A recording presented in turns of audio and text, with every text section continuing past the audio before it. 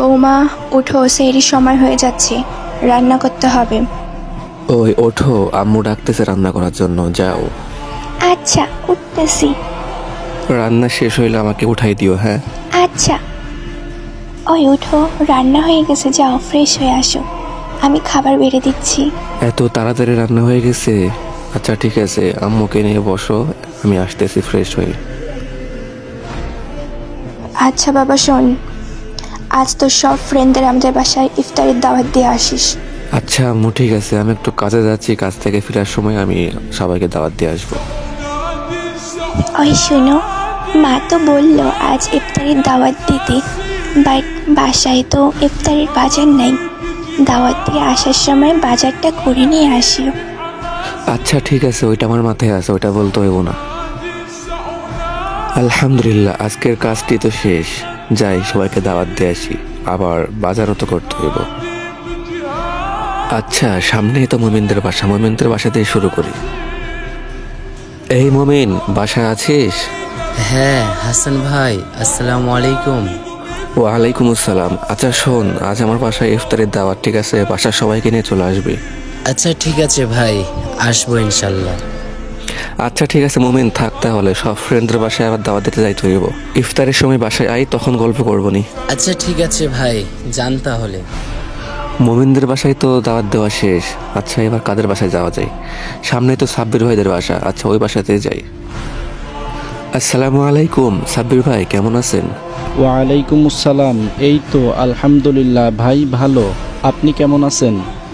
এই তো আলহামদুলিল্লাহ ভাই, আল্লাহ তাআলার রহমতে আপনাদের দোয়ায় অনেকটাই ভালো আছি।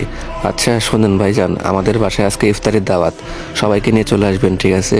ইনশাল্লাহ ভাই, আসবো। আচ্ছা ঠিক আছে ভাইজান, থাকেন তাহলে, ইফতারের সময় আসেন, ওইখানে গল্প করবো নি।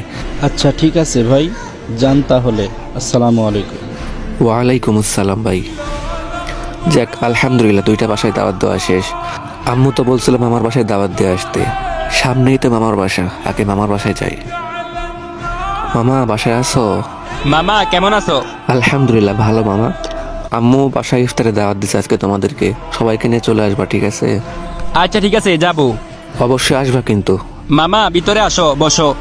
না মামা সরি, অনেক ফ্রেন্ডদের বাসায় যাইতে হবো দাওয়াত দিতে, বুঝতে পারতেছো, আবার বাজার করতে হইব, বাজার করে বাসায় দিয়ে আসতে হইব, অনেক প্যারায় আছি। বাসায় আসো ইফতারের সময়, তখন গল্প করবো নি। আচ্ছা ঠিক আছে মামা, যাও তাহলে, দেখে শুনে যাইও। আচ্ছা ঠিক আছে মামা, অবশ্যই আসবা কিন্তু।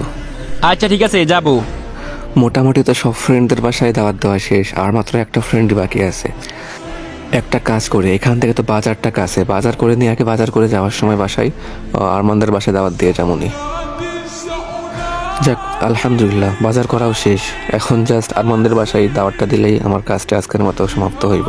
সারাটা দিন দৌড়াদৌড়ি করে অনেক ক্লান্ত হয়ে গেছি, রোজাটা অনেক হালকা হয়ে গেছে। আচ্ছা ভালোই ভালোই আরমানদের বাসায় দাওয়াতটা দিয়ে বাসায় যাইতে পারলেই বাসি। এই তো চলে আসছি আরমানদের বাসায়। আরমান বাসায় আছো? হ্যাঁ আসি, বলো। শোনো, আজ আমাদের বাসায় ইফতারের দাওয়াত, অবশ্যই আসবা সবাইকে নিয়ে। আচ্ছা ঠিক আছে, আসবো না ইনশাল্লাহ। আলহামদুলিল্লাহ, সবার বাসায় দাওয়াত দেওয়া শেষ, বাজার করাও শেষ, এখন ভালোই ভালোই বাসায় গিয়ে পৌঁছাতে পারলেই বাসি।